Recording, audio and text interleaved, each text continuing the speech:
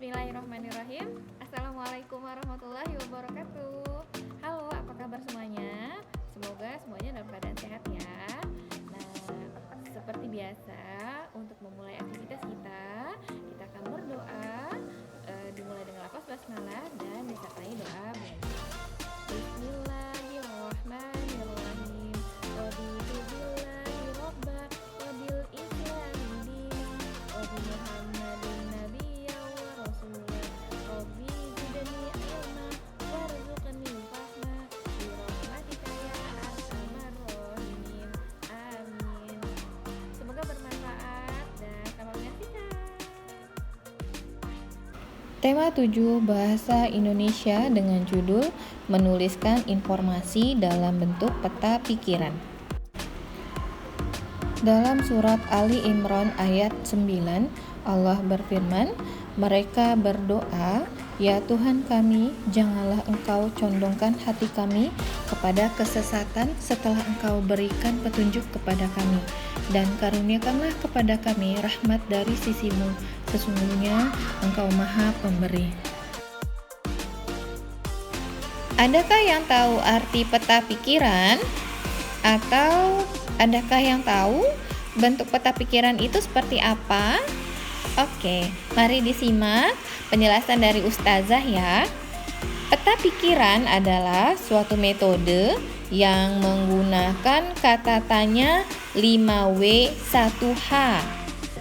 Kata tanya tersebut adalah what, yang artinya apa, lalu who, yang artinya siapa, when, artinya kapan, where, yang artinya di mana, why, artinya mengapa, dan how, bagaimana. 5W1H. Setelah kita mengetahui arti peta pikiran, berikutnya kita akan mengetahui cara membuat peta pikiran. Cara pertama, kita harus membaca teks atau informasi secara utuh dan seksama. Dibaca dengan detail, jadi dibaca utuh dari awal sampai selesai. Kedua, kelompokkan isi teks yang menunjukkan jawaban dari kata tanya 5W1H.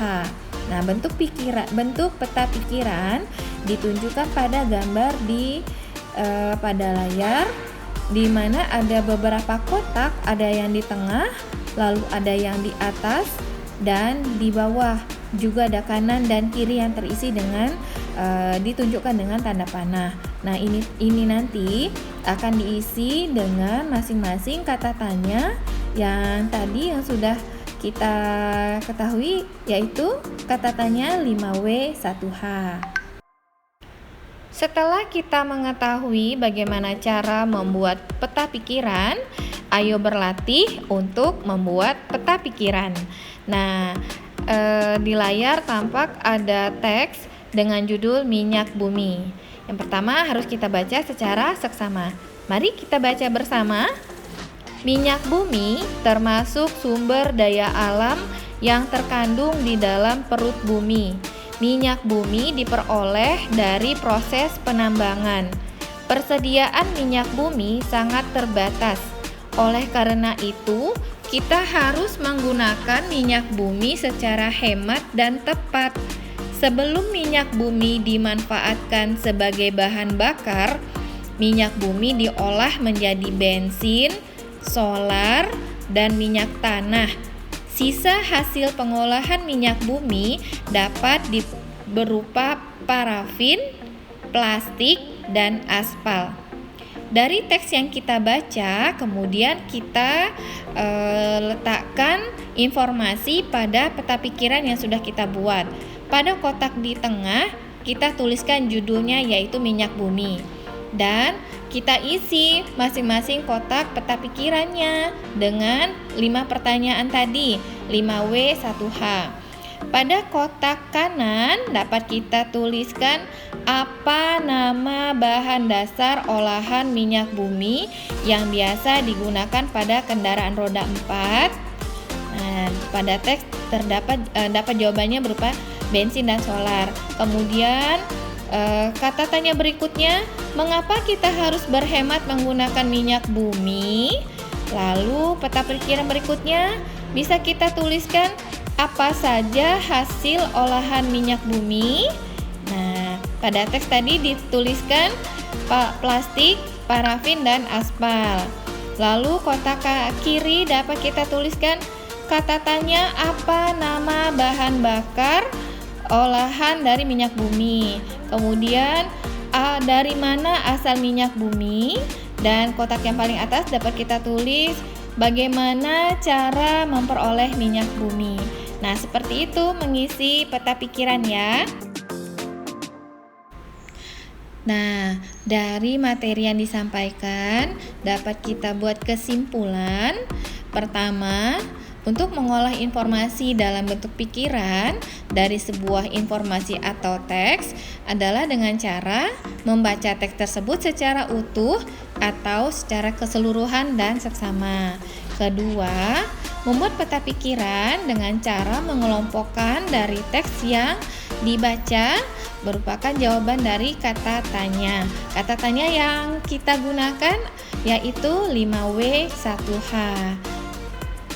Alhamdulillah, sampai kita pada ujung pembelajaran kita. Semoga materi yang Ustazah sampaikan dapat bermanfaat dan memudahkan pembelajaran Ananda di rumah. Pesan Ustazah, laksanakan sholat 5 waktu, doakan kedua orang tua, berlaku jujur, dan selalu bersyukur atas nikmat apapun yang Allah berikan. Kita tutup pembelajaran kita dengan baca hamdalah, alhamdulillahirabbil alamin, dan doa penutup majelis, subhanakallahumma wa bihamdika asyhadu alla ilaha illa anta astaghfiruka wa atubu ilaik. Wassalamualaikum. Ayo berlatih di rumah. Buatlah sebuah peta pikiran dengan informasi penting dari teks non-fiksi pada buku Bupena 4C halaman 155 dengan judul Masjid Istiqlal dan Gereja Katedral. Tugas dikumpulkan tanggal 2 Maret 2021 di Google Classroom tematik ya. Paling lambat tanggal 2 Maret 2021. Semangat! Semoga dimudahkan.